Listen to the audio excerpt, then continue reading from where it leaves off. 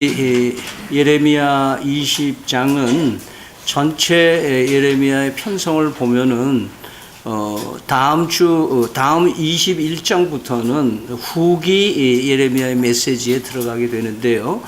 그 때는 시드기야 왕 때로 이렇게 넘어갑니다. 그러나 지금 오늘 이 메시지는 전반기 예레미야의 메시지 중에 8번째고 그 8번째 메시지가 19장이 18장이 상의 앞에 부분이고 그 다음에 19장이 중간 부분이고 오늘이 이제 마지막 부분의 메시지에 해당되는 것을 보게 되었습니다. 여러분이 아시는 대로 지난번에는 토기장이가 만든 옹기를 들고 나와서 그 지역의 지도자들을 다 보는 데서 깨 부수면서 너희들이 이렇게 회개하지 않으면 이런 모습이 될 것이다 라고 얘기하고 있는, 그래서 회개하는 것이 얼마나, 돌아오는 것이 얼마나 큰 은혜인가 하는 것을 말씀을 해 주셨습니다. 그런데 이렇게 열정적으로 메시지를 전했는데 오늘 그 20장에 들어오고 보면은 예레미야는 엄청난 이 육신의 고통과 정신적으로 굉장히 힘든 상태로 벌어집니다.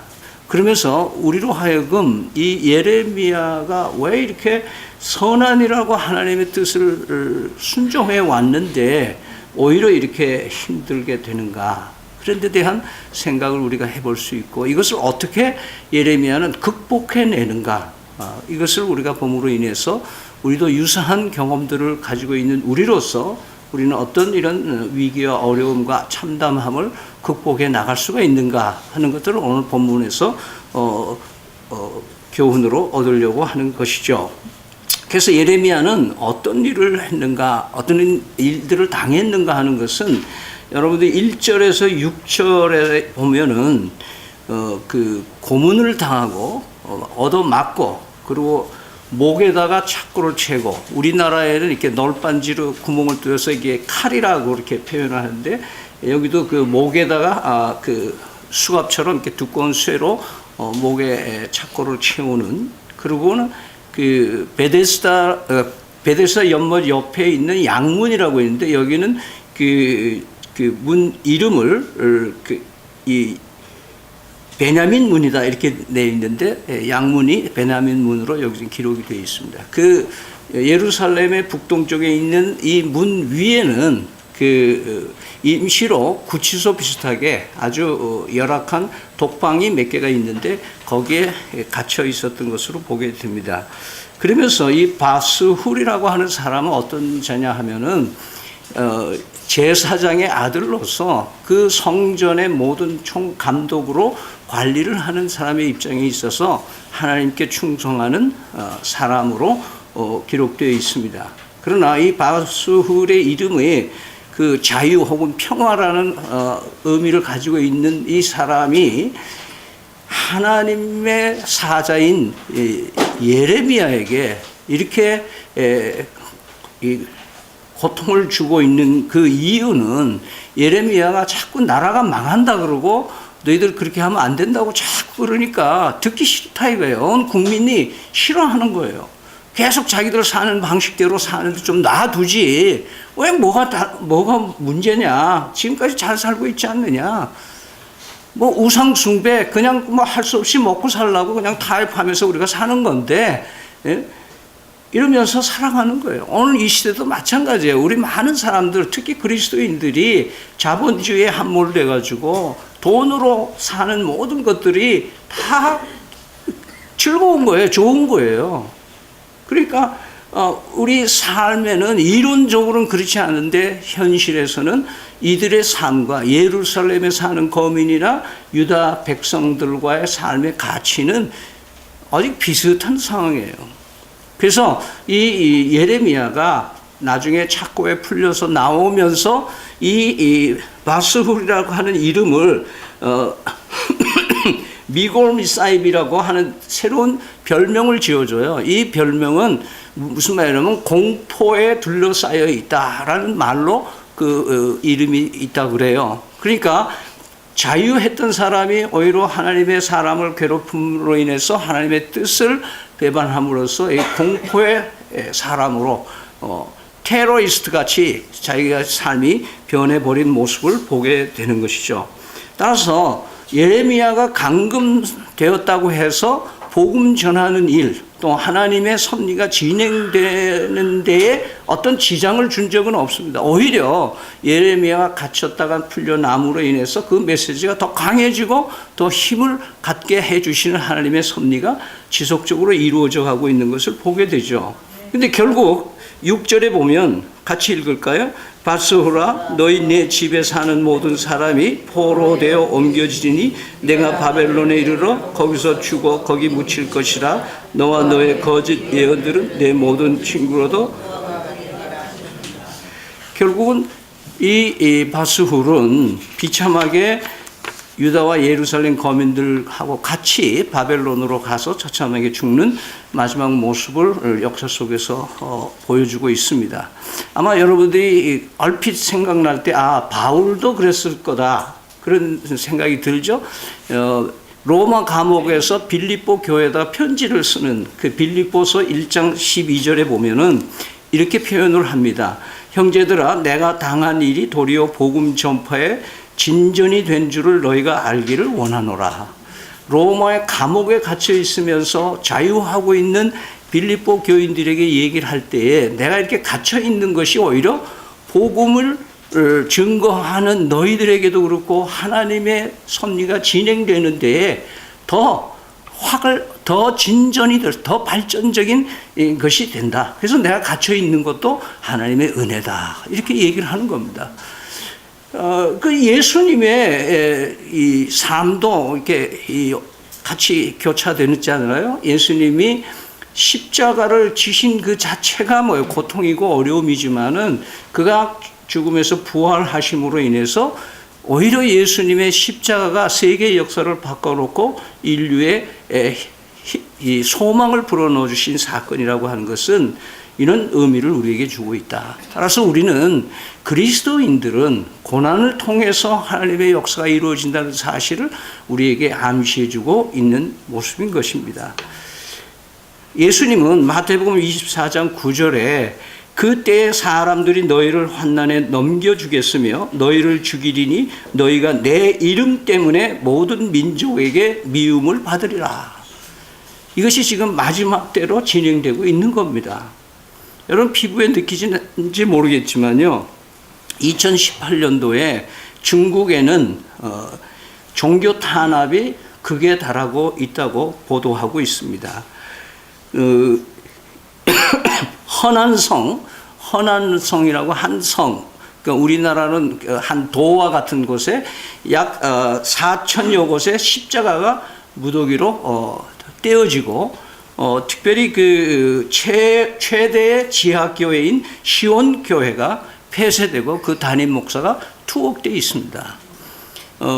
중국은 지금 이 기독교를 공식적으로 탄압하고 많은 선교사들이 지금 다 보도는 안 하고 있지만 선교사에 속속 들어오고 있습니다. 아니면 제3국으로 가 있든지.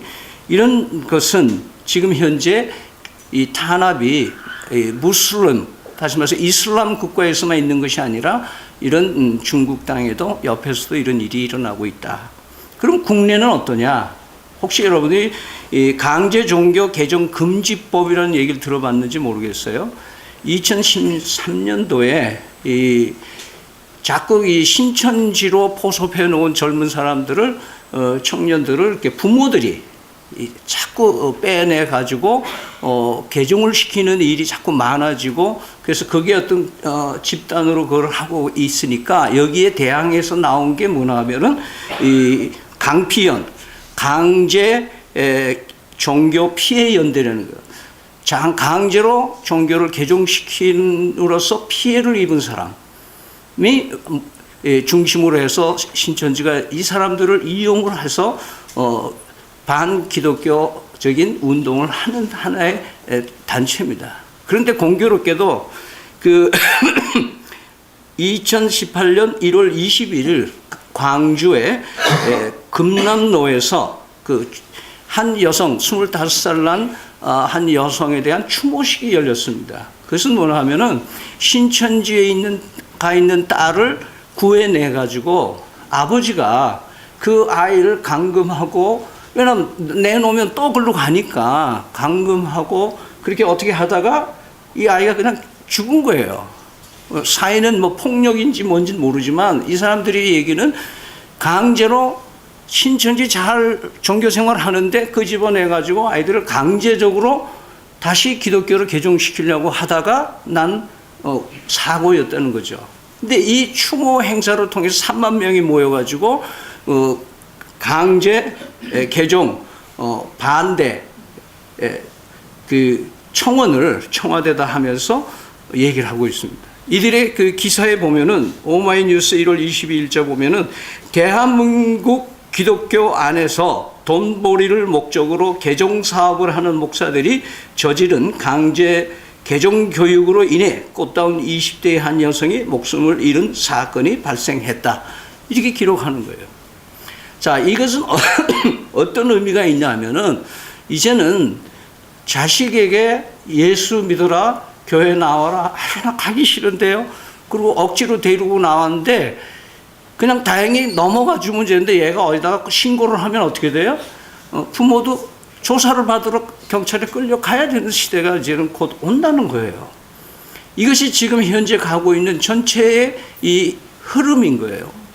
여러분, 동성애자들이 와서 결혼 주례해달라고 할 때 거절한 목사님이 미국은 실제로 구치소로 가서 잡혀갑니다. 왜냐하면 동성애가 지금 현재로는 계속 이런 식으로 소수 인권 보호라는 명목 하에서 지금 그렇게 나오는 거 아니에요. 독일에서는 이미 호적을 할 때 남성도 아니고 여성도 아닌 다른 X성을 인정하는 법이 통과된 거예요. 이게 세계가 가고 있는 거예요. 이건 뭘 하면은 전체적으로 이 하나님의 아들 예수 그리스도가 오실 날이 가까웠다고 하는 신호가 되는 것이에요. 그러니까 지금까지는 예수 믿으면 복 받는다 하는 것 때문에 예수 믿었는지 몰라도 앞으로는 예수 믿으면 죽는다, 예수 믿으면 잡혀간다 하는 시대가 곧 온다는 거예요. 그러니까 지금까지는 뭐예요? 전부 거짓 복음을 전했다라고 할 수 있어요. 왜냐하면 한국 교회는 예수 믿으면 출세하고 시집 장가가고 무병장수하고 꼭 무당들 하는 얘기가 똑같은 얘기를 해오면서 교회가 성장해 온 거 아니에요? 그러니까 이제는 뭐예요? 점점 예수 믿는 사람들의 입지가 좁아지는 거 아니에요? 예수 믿는다고 어디 가서 말하기가 부끄러워지고 어디 가서 목사입니다라고 말하기가 부끄러워지는 시대가 지금 자꾸 돼가고 있는 거예요. 이것은 마지막 때의 얘기예요. 이런 얘기를 자꾸 예레미야가 하니까 뭐예요? 예레미야가 담임 목사라면 그 교회 갈까요, 안 갈까요? 안 가죠. 저렇게 잡아가서 가두는데. 오늘 이 시대를 살아가는 우리가 각성해야 되는 일은 뭐냐 하면은 바로 예수를 제대로 알고 믿어야 되는 거예요. 예수 믿는다는 게 의미가 뭔지를 알아야 되는 거예요. 요즘에는 참 우습게도 존엄사, 존엄 있게 죽어야 된다. 죽은데 무슨 존엄이 있고 무슨 처참하게 죽는 게 있어요? 그렇다면 사도행전에 나와서 그 이후에 초대교회 이 교부들이 엄청나게 핍박을 받으면서 순교한 그 사람들은 존엄사가 아니고 처절하게 죽었기 때문에 불행한 겁니까? 아니잖아요. 오늘 예레미야가 이 당하는 죽음의 고비를 넘겨가는 모습들을 우리는 통해서 하나님이 우리에게 말씀하시는 것을 깊이 있게 받으시기를 바랍니다. 두 번째 예레미야는 하나님을 섬긴다고 하면서 갑자기 자신에게 우울증이 오는 거예요. 우울증이 7절 8절에 보면은 주님께서 나에게 이런 일을 하라고 하셨는데 그 말은 뭐냐 하면 하나님께서 나에게 이런 위대한 사명을 나에게 주셨다. 이제 내가 나가서 하나님 이름으로 메시지를 전하면 막 사람들이 거꾸러지고 변화되고 이렇게 할 거 아니냐. 그런 부풀어였는데 이렇게 잡혀가고 고통받을 거라는 예고는 안 해주신 것 같아. 그러니까 갑자기 이렇게 당하고 나니까 응석바지처럼 하나님 앞에 뭐예요? 자기 불만을 토로하는 거예요. 이거 내가 옳은 일 했지 않습니까? 제대로 믿으라고 해서 믿고 하나님 얘기 많이 하려고 했었는데 이거 그대로 하니까 이런 결과밖에 안 나옵니다. 그런 거예요. 그렇지만 그 마음 속에 무슨 불타는 열정이 있는데 뭐냐면 내가 하나님이 주신 그 메시지를 전하지 않으면 내가 답답해서 견딜 수가 없다. 그런 열정을 그 마음에 가지고 있었다는 것은 우리가 배워야 할 대단히 중요한 이 개념인 것이죠. 그러니까 그 마음에 나는 다른 사람이 내 말을 들어주지 않고 오히려 비아냥거리고 나를 조롱하고 그래도 뭐예요? 내가 말을 안 해야지 하다가도 내 마음속에는 말을 안 할 수가 없다요. 그 죽어가는 영혼들을 놔두고 그냥 말 안 하고 그냥 입 닫을 수가 없다라고 하는 거예요. 세 번째로 예레미야가 당한 그 설상가상으로 예레미야의 아주 친한 친구들이 측근들이 배신하는 것이 나와요. 9절과 10절에 보면 그런 메시지가 나와요. 여러분 가까운 사람들이 배신하는 거 당해본 적이 있습니까? 예수님이 생각나죠. 12제자 중에 그래도 믿어서 돈꾀까지 맡긴 가롯 유다가 그 배반의 키스를 착 하는 그 장면을 한번 생각해 보세요. 십자가로 내미는 데에 앞장선 자기 제자가 있었다는 거. 그러면서 그 마음속에 외면당하고 친구들로부터 왕따 당하는 그런 아픔, 이것은 굉장히 정신적으로 굉장히 힘든 상황입니다. 뭐 바수홀이 그러는 거는 또 그건 그렇다 치자. 그런데 나하고 같이 의리의 친구들이 그 나를 사랑하고 하는 그런 주변에 많은 사람들이 나를 아껴주는 줄 알았더니 내가 넘어질 거를 저거 언제 망하나? 저거 언제 잡혀가나? 저거 언제 죽나? 이러고 있다는 거예요. 그걸 보니까 지금 속이 터지는 거예요. 그러면서 예레미야는요, 아이고 내가 안 태어났으면 좋았다. 그런 얘기를 하는 거예요. 14절에서 18절에 보면은 이거 원래 옛날 성경에는 뭐 라면 시리즈예요. 뭐 했더라면 근데 이제 성경에 했더면 이렇게 나오는데, 그러니까 뭐 이런 상황이 이렇게 어머니가 나를 낳지 않아서, 예를 들어서 18절 한번 같이 읽어볼까요? 어찌하여 내가 태어나와서 고생과 슬픔을 보며 나의 나를 부끄러움으로 보내는고. 자, 이 예레미야가 얼마나 힘들면 이렇겠어요. 사실 우리나라 사람들은요, 유독 죽는다는 말을 많이 하는 사람들이에요. 아이고 허리 아파 죽겠다. 아이고 뭐가 어때서 죽겠다. 맨날 죽겠다가 입을 달고 사는 우리 사람들이에요. 그런데도 안 죽는 거 보면 참 희한해. 예레미야는 그런 심정이었던 거예요. 예레미야 심정이 그래서. 여러분 욥도 그 비슷한 얘기 하잖아요. 너무 고통이 심하니까 엄마가 나를 안 낳아줬으면 좋았을 텐데, 그런 얘기를 욥의 기를 봐도 나옵니다. 이런 죽고 싶은 마음을 기록하고 있는 것은 극히 인간적인 예레미야의 모습을 우리는 하나님께서 보여주고 계시다는 것을 인지할 수 있기를 바랍니다. 예레미야도 나하고 뭐 별로 진배 없구나, 그런 동질감을 가지고 그래도 죽지 말아야 된다 이거예요. 그 예레미야는 그래도 안 죽고 살아남을 이유가 있었던 거예요. 사실 우리도 이런 암울한 시절을 겪지 말라는 법은 없잖아요.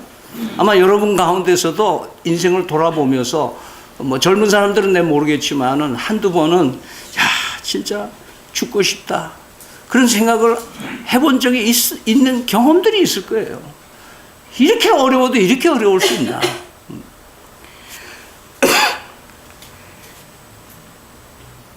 이런 감정이 생길수록 우리는 더욱 하나님을 붙들고 극복하는 훈련을 해야 됩니다. 이런 암울한 시기를 이겨내기 위해서 어떻게 했을까요? 예레미야는 나는 인간이라는 걸 알았던 거예요. 나는 하나님이 아니구나. 나는 인간이구나. 그러니까 인간이니까 뭐예요?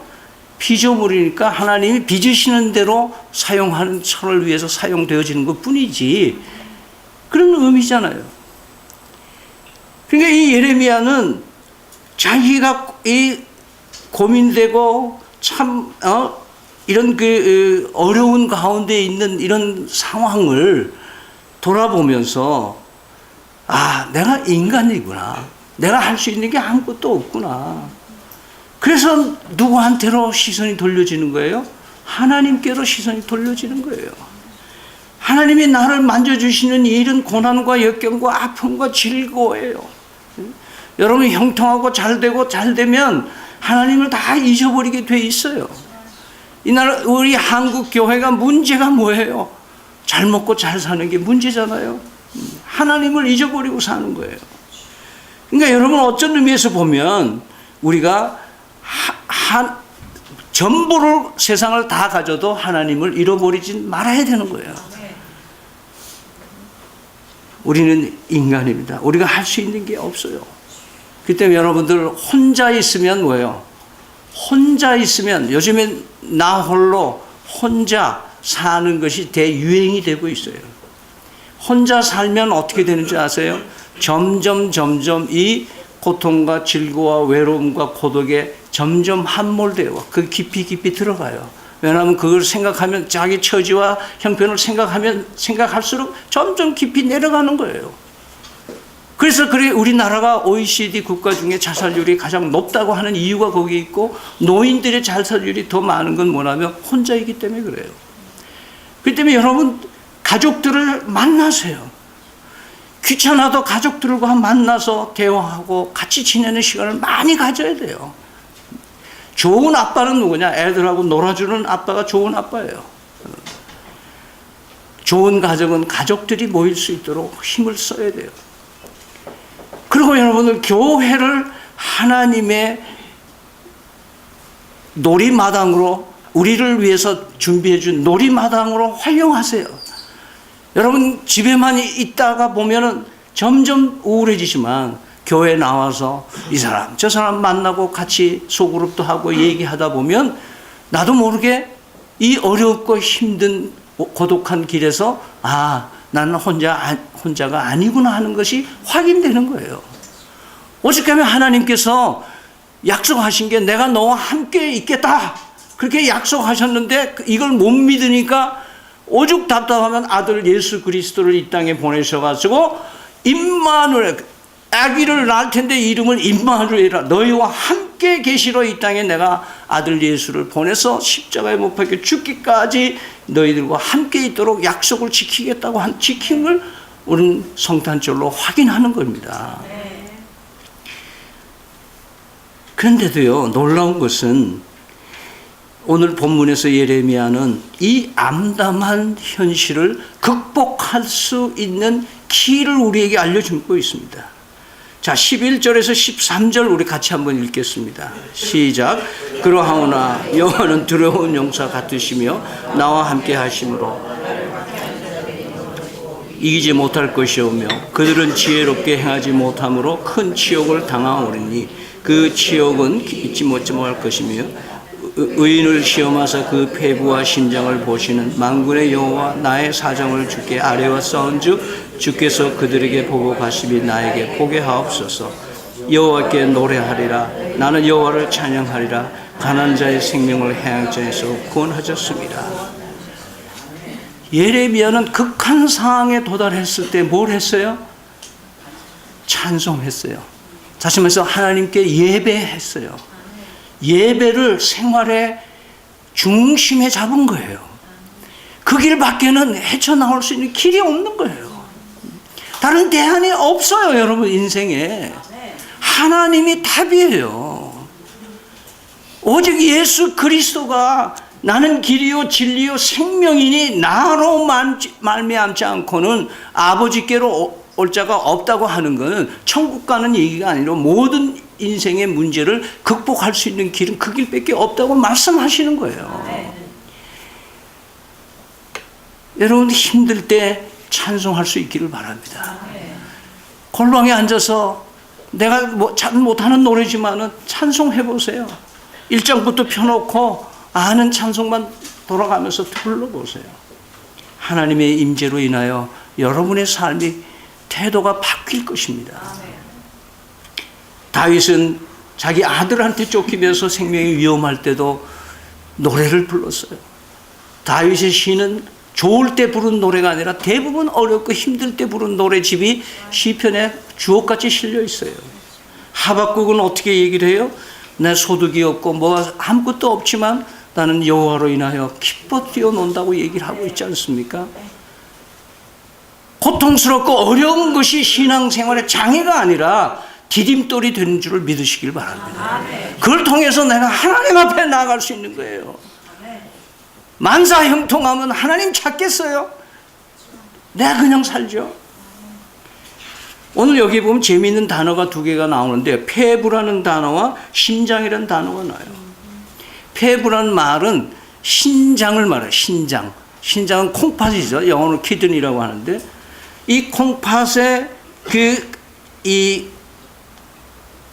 문제가 생기면 뭐예요? 전체적으로 이 몸의 균형을 잃어버리는 거예요. 혈액이 유해한 것들을 걸러내고 좋은 혈액으로 바꿔주는 역할을 이 콩팥이 하기 때문에 그래요. 그러니까 콩같이 생겼다 해서 우리나라 말로는 콩팥이라 그러죠. 또 심장은 어떻게 해요? 심장은 염통이라고 우리가 이렇게 얘기하는데 위는 밥통이라고 그러고요. 우리에게 염통은 한문으로 없어요. 원래는 우리나라 말이에요. 근데요, 제가 이번에 이걸 준비를 하면서 보니까 우리 어른들 기준으로 해서 혈관의 전체적인 길이가 몇 킬로미터 되는지 아세요? 몇 메타가 아니고 몇 킬로미터. 지구 한 바퀴 도는 게 지구 둘레가 4만 75km예요. 근데 우리 성인 기준에서 모든 모세 혈관까지 다 합한 길이가 8만 킬로 이상이 되는 거예요. 그러니까 지구 둘레에 2배 가까운 혈관이 우리 인체에 있다는 거예요. 대단하잖아요. 네? 하나님은요, 신장, 콩팥을 사용하시는 일이나 심장에 운영되어지시는 것을 하나님이 아시고 계시다. 그렇게 얘기를 했어요. 그러니까 그게 그냥 작동되는 게 아니라 하나님의 섭리하에 있다고 말씀하시는 거예요. 그러니까 여러분이 아무리 어렵고 하더라도 하나님의 손길이 여러분에 있다는 것을 잊지 마시기 바랍니다. 다음으로 우리는요, 아까 말씀드린 대로 우리는 감사하게도 우리는 하나님이 아니고 인간이라는 것을 감사할 수 있기를 바랍니다. 왜냐하면 우리는 죄로 말미암아 인간으로서 태어나서 그나마도 조금 살만한 사람이 전적으로 무능한 인간으로 타락해 버린 거예요. 그러니까 인간이 할 수 있는 건 아무것도 없어요. 우리는 그냥 착각할 뿐이지. 내가 좀 공부하고 내가 좀 노력하고 내가 뭐 좀 사회적으로 뭐가 되고 뭐 이런 거를 우리는 속아서 사는 거예요. 실제로 인간은 아무것도 할 수 없어요. 그러니까 오직하면 하나님께서 이 땅에 뭐예요? 아들 예수 그리스도를 이 땅에 보내주신 이유가 뭐예요? 너희들은 안 된다. 너희들이 아무리 율법을 지키고 도덕적으로 좋은 삶을 산다고 해도 내 수준에 올 수가 없다.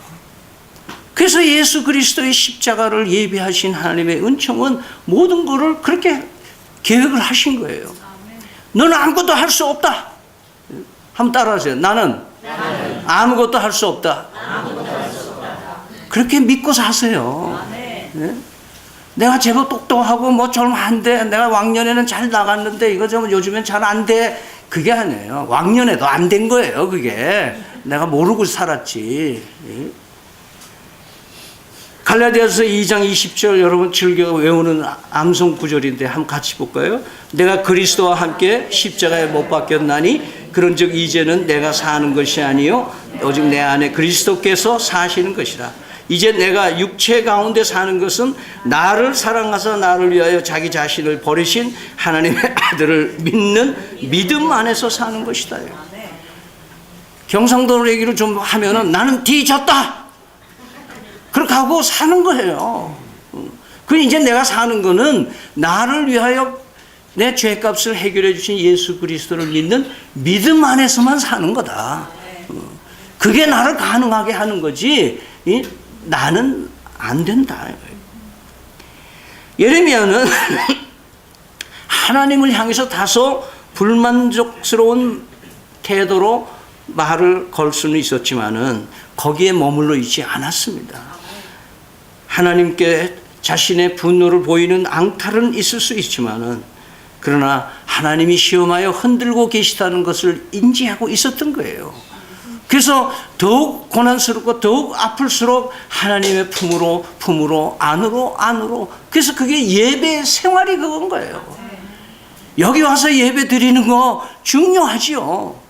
그러나 여러분의 삶의 24시간 속에 하나님이 살아계시고 임재하시다는 의식을 가지고 사는 것이 신앙 생활인 줄 믿으시길 바랍니다.